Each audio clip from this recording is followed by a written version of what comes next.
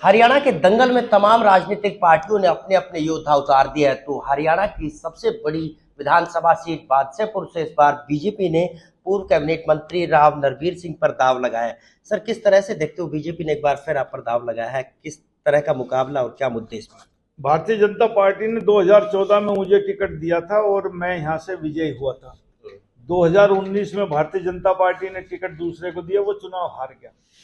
तो इसलिए भारतीय जनता पार्टी को ये लग रहा है कि भाई नरवीर सिंह जीत सकता है और भारतीय जनता पार्टी ने मुझ में विश्वास जताया। मैं राष्ट्रीय नेतृत्व का शुक्रिया अदा करता हूं कि उन्होंने मेरे ऊपर विश्वास जताया और मैं इस चुनाव में भारतीय जनता पार्टी के प्रत्याशी के तौर पर अच्छे बहुमत से जीत रहा हूँ। क्या क्या मुद्दे इस बार आपके रहने वाले हैं? मुद्दे बहुत हैं।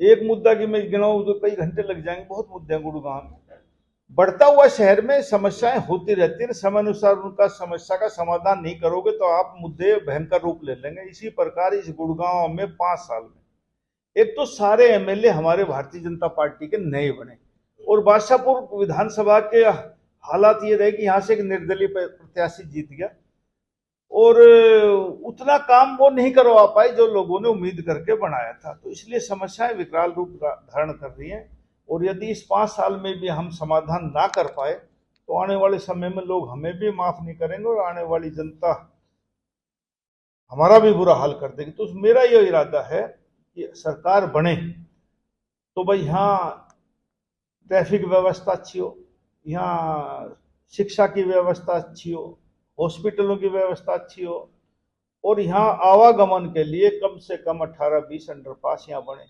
और सबसे बुरा हाल गुड़गांव का पानी की निकासी का है। ये 6 महीने के अंदर अंदर इसकी कोशिश होनी चाहिए कि भाई ये पानी जल्दी से जल्दी इसका गुड़गांव का निकले ताकि मतलब आने जाने में सुविधा हो। हमारे दो नेशनल हाईवे हो गए, एक NH48 और एक NH248 जिसको बोलते हैं बॉम्बे एक्सप्रेस वे, एक जयपुर बॉम्बे एक्सप्रेस वे, सारा चौक हो जाता है। तो कोशिश ये होगी और इन दोनों NHI को आपस में एलिवेटेड जोड़ा जाएगा ताकि गाड़ियों को आने जाने में दिक्कत ना हो। राव नरवीर का मुकाबला इस बार आप किससे मान रहे हो? क्या लग रहा है कि टफ हो सकता है या आसान हो सकता है? किस तरह का रहने वाला है? अभी तक तो मुकाबले में कोई है ही नहीं, क्योंकि किसी भी पार्टी ने कोई प्रत्याशी घोषित नहीं किया है और मुझे नहीं लगता कि अब बादशाहपुर विधानसभा में, क्योंकि मैं सालों से यहाँ घूम रहा हूँ, कई चुनाव लड़ा हूँ, 7 चुनाव लड़ा हूँ मैं। अब के लोगों के चेहरों से, लोगों की हाजिरी से, लोगों के उत्साह से ये लग रहा है कि नरवीर सिंह का चुनाव एक तरफा रहने वाला है। दूसरा, कांग्रेस की अगर टिकट की बात करें तो तमाम मौजूदा विधायकों को टिकट दिए, किस तरह से इस टिकट को आप देख रहे हैं? नहीं, कांग्रेस का स्वाभाविक है कि कांग्रेस, हमने भी, बीजेपी ने भी मौजूदा को दिए और कांग्रेस क्योंकि अपोजिशन में थी, उनने जो सत्ता में एमएलए थे अब उनको देना ही था टिकट, जो उनके सिटिंग एमएलए थे। लेकिन कुल 31-32 टिकट डिक्लेयर किए। अभी कांग्रेस जब और टिकट डिक्लेयर करेगी तो कांग्रेस पार्टी में भी भगदड़ मचना स्वाभाविक है। पिछली बार बीजेपी का नारा था 75 पार, कितना लग रहा है इस बार आपको?